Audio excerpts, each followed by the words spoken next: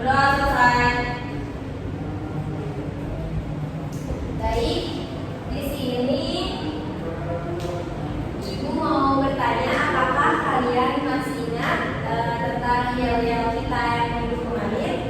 Tidak, Bu. Kenapa tidak? Memang Bu, benar-benar figuran panjang, Bu. Tidak, Ibu kasih tahu lagi ya. Di sini jika Ibu bilang pagi, maka kalian menjawab pagi, pagi, pagi 3 kali ya. Terus kalau Ibu bilang 8A, kalian jawab unggul, semangat, sehat. Paham nggak? Paham, Bu. Baik, sekarang Ibu coba ya. Pagi, pagi, pagi, pagi. 8A, unggul, semangat, sehat. Masih kurang semangat? Coba sekali lagi ya. Ibu coba sekali lagi. Ya, Bu. Sekarang kan siang ya. Berarti katanya jadi siang, siang, siang, siang. 8A, unggul, semangat, sehat. Baik, sepertinya sekarang sudah mulai semangat ya, Nak. Sekarang Ibu mau bertanya apakah kalian masih mengingat materi yang kemarin? Masih tentang teks eksplanasi ya? Ya, Bu. Mari kita belajar tentang apa? Menganalisis situasi teks eksplanasi. Bagus, Adi. Anak saya nggak belajar ya? Iya, Bu. Saya kurang tidurnya. Tidurnya kurang ya? Nah, sekarang masuk tentang teks eksplanasi. Selanjutnya, materi hari ini kita akan membahas langkah-langkah menulis teks eksplanasi ya. Ya, Bu. Masih pada ingat gak pengertian teks eksplanasi itu apa? Suatu kejadian fenomena, Bu. Ya, ini ikuti lengkapnya. Nah, menurut Kamus Besar Bahasa Indonesia, eksplanasi itu artinya penjelasan atau paparan. Nah, teks eksplanasi adalah teks yang berisi penjelasan mengenai suatu fenomena atau peristiwa, baik fenomena alam maupun fenomena sosial yang terjadi dalam kehidupan sehari-hari. Sampai sini paham? Paham, Bu. Apakah ada yang ingin ditanyakan? Nah, selanjutnya kita masuk ke dalam ciri-ciri teks eksplanasi ya. Ciri-ciri teks eksplanasi ada berapa? 4. Nah, yang pertama itu ada struktur. Nah, strukturnya itu terdiri atas 3. Yang pertama ada pernyataan umum, deretan penjelas, dan interpretasi. Ciri-ciri yang kedua ada informasinya berdasarkan fakta. Yang ketiga bersifat informatif, dan yang terakhir yang keempat ada menggunakan urutan seperti pertama, kedua, ketiga atau berikutnya dari terakhir. Sampai sini ada yang ditanyakan nggak? Itu, Bu, bersifat informatif apa, Bu? Bersifat informatif itu isi teksnya itu bersifat menyampaikan sesuatu informasi agar pembaca atau pendengar mengerti apa yang dimaksud. Baik, Bu. Nah, di yang A itu ada struktur terdiri atas pernyataan umum, deretan penjelas, dan interpretasi. Apakah ada yang tahu pernyataan umum itu apa? Tidak, Bu. Pernyataan umum semacam topik. Topik apa itu? Topik misalnya topik dalam teks eksplanasi, Bu. Topik dalam teks eksplanasi. Ya, ada yang bisa melengkapi lagi? Jadi pernyataan umum itu bagian ini biasanya terletak pada awal teks, awal paragraf ya, dalam teks eksplanasi. Nah, fungsinya untuk apa? Fungsinya untuk memberikan pengantar tentang topik yang akan dibahas. Nah, pernyataan umum ini sering mencakup definisi atau deskripsi singkat mengenai fenomena atau proses yang akan dijelaskan. Selanjutnya ada deretan penjelas. Ada yang tahu? Deretan penjelas.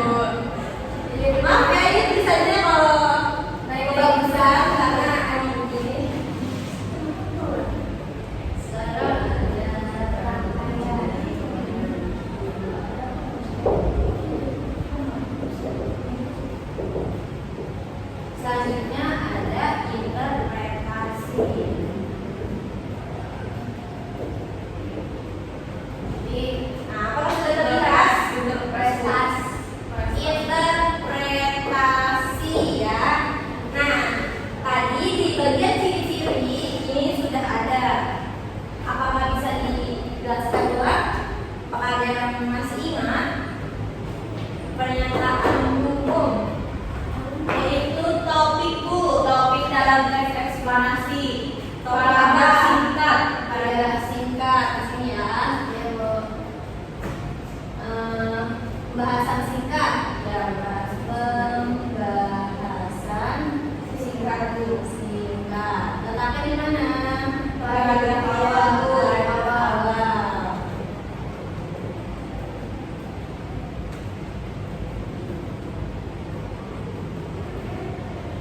Nah, selanjutnya ada rangkaian peristiwa. Rangkaian peristiwa itu apa? Isi dari teks eksplanasinya Bu. Isi dari pembahasan, isi teks eksplanasi. Nah, letakkan di mana? Di paragraf kedua dan seterusnya. Ayo paragraf selanjutnya ya.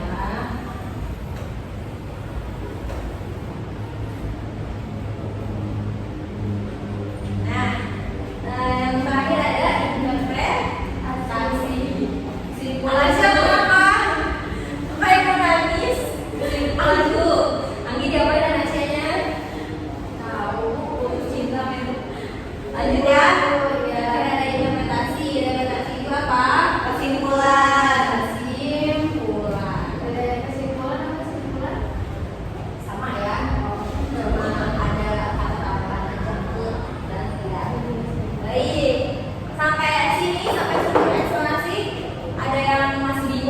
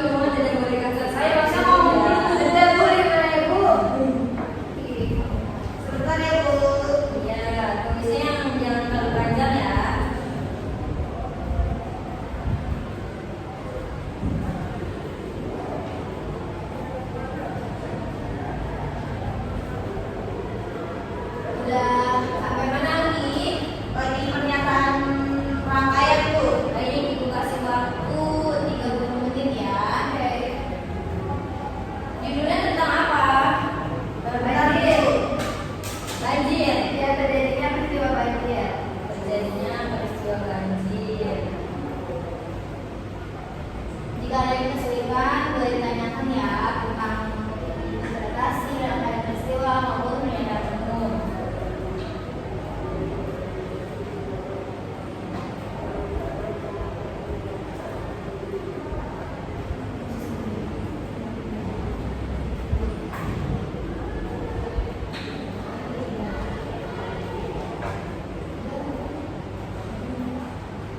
Baik, ada yang ingin ditanyakan? Bu, boleh Mas ya, bagaimana? Berarti interpretasi itu sama kesimpulan apa? Sama. Jadi kesimpulan dari pernyataan dan rangkaian peristiwa. Udah Bu. Bu, tapi itu masih dituliskan? Apanya? Jadi maksudnya langsung aja kalau pernyataan umum. Ya, nanti ditulis seperti ini ya. Oke.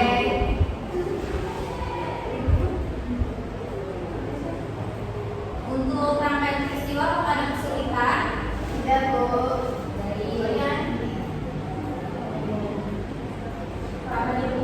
Judulnya tentang apa tadi? Banjir bandang Bu, banjir bandang. Kenapa nggak lupa? Orang pengen banjir. Udah Bu, bacain Bu. Baca Bu. Bareng nggak? Boleh mau bareng berdua boleh, mau sendiri boleh. Ya Bu. Nih, pernyataan umumnya satu. Pernyataan umum misalkan ini rangkaian peristiwa Nasya. Terus interpretasinya dibaca bareng-bareng ya. Baik Bu. Oke, lanjut. Yang pertama, pernyataan umum. Judulnya tentang banjir bandang ya teman-teman. Banjir bandang adalah banjir yang terjadi dengan cepat dan tiba-tiba di suatu wilayah. Biasanya di daerah pegunungan atau dataran tinggi.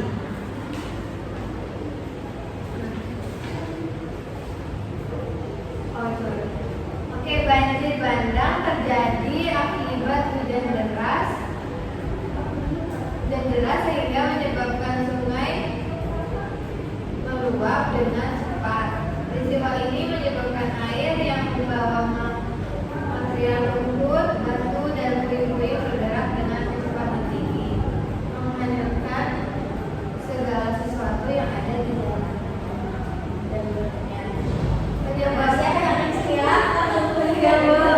Penyebab lainnya yakni kondisi tanah yang jenuh air atau tidak mampu menyerap air dalam jumlah besar. Kemudian adanya pembukaan hutan atau eksploitasi lahan yang tidak terkontrol yang membuat tanah tidak bisa menampung air. Interpretasinya, banjir bandang memiliki karakteristik yang berbeda dengan banjir biasa. Perbedaannya terletak pada waktu dan kecepatan terjadinya. Banjir bandang terjadi dalam waktu singkat dan sangat cepat, sehingga seringkali tidak ada peringatan dini bagi penduduk sekitar. Airnya juga bergerak dengan kecepatan tinggi dan mengandung energi kinetik yang besar, sehingga menyebabkan dampak yang sangat merusak dan bahkan bisa berbahaya bagi keselamatan manusia. Baik, lanjut. Tugasnya dikumpulin ya, nanti mulai.